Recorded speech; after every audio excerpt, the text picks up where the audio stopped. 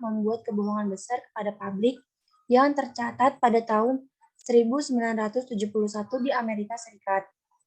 Novelis ini bernama Clifford Irving. Clifford Irving menulis autobiografi palsu seorang miliuner asal Amerika Serikat, yaitu Howard Hughes. Dalam film ini juga diceritakan bahwa Clifford Irving mendapatkan ide untuk menulis autobiografi Howard Hughes setelah membaca majalah Secret of Howard Hughes. Howard Hughes merupakan orang yang sangat eksklusif, sehingga belum ada novelis ataupun penulis yang menulis secara mendetail mengenai biografinya ini. Selain itu, terdapat nilai historis dalam film ini, yaitu yang menceritakan tentang nilai moralitas, terutama dalam berbisnis. Dalam film The Hoax ini, penyimpangan nilai-nilai etika bisnis memang banyak dilanggar dan dinodai. Etika bisnis merupakan landasan kokoh perusahaan ataupun individu yang bergulat di bidang bisnis. Landasan kokoh ini yang bisa menjadi standar bahan baku perusahaan atau pelaku bisnis untuk menciptakan daya saing yang tinggi, serta mempunyai kemampuan menciptakan nilai atau value yang tinggi. Bagaimana menilai sikap Clifford Irving dalam penerapan etika bisnis? Yang selanjutnya akan dijelaskan oleh teman saya.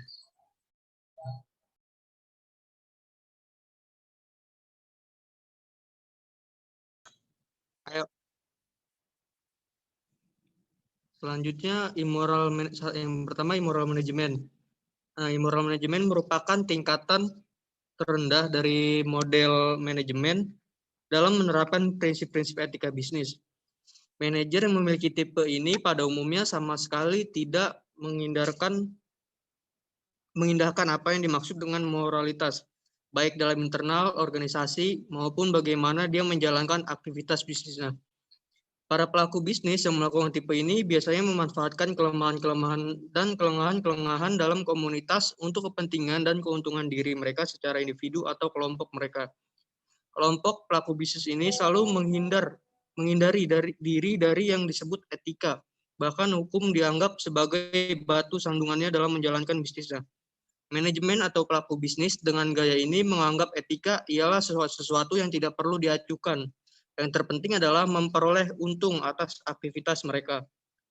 Kemudian yang kedua ada moral management. Nah, ini merupakan tingkat kedua dalam aplikasi etika dan moralitas dalam manajemen. Tipe ini lebih bersifat mengabaikan atau melalaikan pertimbangan-pertimbangan etika.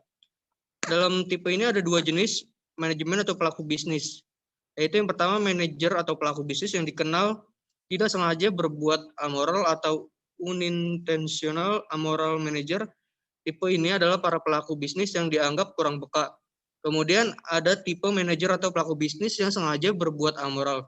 Manajemen dengan pola ini sebenarnya memahami ada aturan dan etika yang harus dijalankan, namun secara sengaja melanggar etika tersebut. 3. Moral management.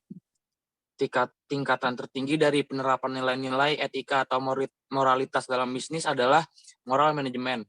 Manajer atau pelaku bisnis yang bermoral selalu melihat dan menggunakan prinsip-prinsip etika sebagai pedoman segala keputusan bisnis yang diambil. Setelah melihat dan memahami model-model etika bisnis, maka penulis menyimpulkan bahwa Clifford Irving telah melakukan model etika immoral management karena dia tidak menghiraukan peraturan dan etika dalam berbisnis. Ia terus melakukan kebohongan untuk meyakinkan perusahaan penerbitan McGraw-Hill untuk menerbitkan karya palsunya itu. Irving pun banyak sekali melakukan tindakan-tindakan yang bertentangan dengan etika bisnis. Contohnya seperti mencuri dokumen, plagiarisme, dan bahkan membuat surat dan dokumen palsu. Film ini juga mengajarkan kita akan konsekuensi jika melakukan pelanggaran terhadap etika bisnis. Untuk itu, supaya film ini menjadi pelajaran bagi pelaku bisnis, kita harus paham mengenai pendekatan etika bisnis. Pendekatan etika bisnis harus dipahami agar seorang pelaku bisnis dapat berpikir rasional, visioner, dan berlandaskan etika serta aturan yang berlaku. founder MC dan R.E. Wagley dalam artikelnya di Advanced Management Journal tahun 1988 memberikan 3 pendekatan dasar dalam merumuskan tingkah laku etika bisnis, yaitu yang pertama ada utilitarian approach, yaitu setiap tindakan harus didasarkan pada konsekuensinya. Oleh karena itu, dalam bertindak, seseorang seharusnya mengikuti cara-cara yang dapat memberi manfaat sebesar-besarnya kepada masyarakat, dengan cara yang tidak membahayakan dan dengan biaya serendah-rendahnya. Yang kedua ada individual rights approach, yaitu setiap orang dalam tindakan dan kelakuannya memiliki hak dasar yang harus dihormati. Namun tindakan ataupun tingkah laku tersebut harus dihindari apabila diperkirakan akan menyebabkan terjadi benturan dengan hak orang lain. Dan yang terakhir ada justice approach. Yang dimaksud justice approach adalah para pembuat keputusan mempunyai kedudukan yang sama dan bertindak adil dalam memberikan pelayanan kepada pelanggan baik secara perseorangan atau secara kelompok.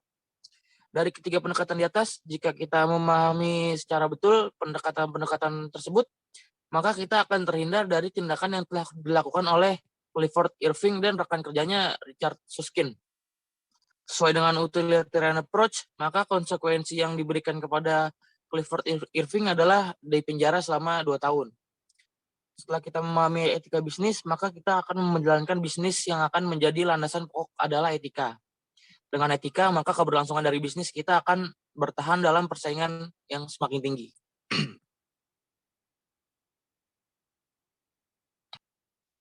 Selanjutnya, ada teori yang mendasari pelanggaran etika bisnis pada film The Hoax. Menurut kelompok kami, mendasari pelanggaran pada film The Hoax Hallstrom menceritakan kisah nyata seorang novelis yang telah membuat kebohongan besar kepada publik yang tercatat pada tahun 1971 di Amerika Serikat. Novelis ini bernama Clifford Irving. Nah, Clifford Irving ini menulis autobiografi palsu seorang miliuner asal Amerika Serikat, yaitu Howard Hughes. Dalam film ini diceritakan bahwa Clifford Irving mendapatkan ide untuk menulis autobiografi Howard Hughes setelah membaca majalah Secret of Howard Hughes.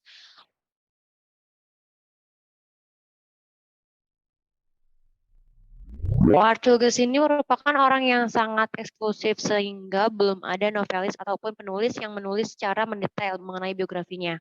Hal ini lantas dimanfaatkan oleh Clifford Irving dengan dibantu temannya yaitu Richard Susskind untuk mengarang mengenai riwayat Howard Hughes. Mereka berdua memanfaatkan ini untuk cepat kaya raya. Perusahaan penerbitan McGraw-Hill lantas percaya tentang apa yang dibicarakan oleh Irving, bahwa Howard Hughes ini mengutus Irving langsung untuk menulis autobiografinya. Namun, itu hanyalah bualan dari Irving agar ia bisa mendapatkan keuntungan. Yang pertama itu setiap tindakan harus didasarkan pada konsekuensinya. Oleh karena itu, dalam bertindak seseorang seharusnya mengikuti cara-cara yang dapat memberi manfaat sebesar-besarnya kepada masyarakat dengan cara yang tidak membahayakan dan dengan biaya serendah-rendahnya. Yang kedua ada teori hak individu di mana setiap orang dalam tindakan dan kelakuannya memiliki hak dasar yang harus dilakukan. Namun tindakan atau tingkah laku tersebut harus dihindari apabila diperkirakan akan terjadi dengan hak orang lain. Sekian presentasi di kelompok kami, kurang lebihnya mohon maaf. Wassalamualaikum warahmatullahi wabarakatuh.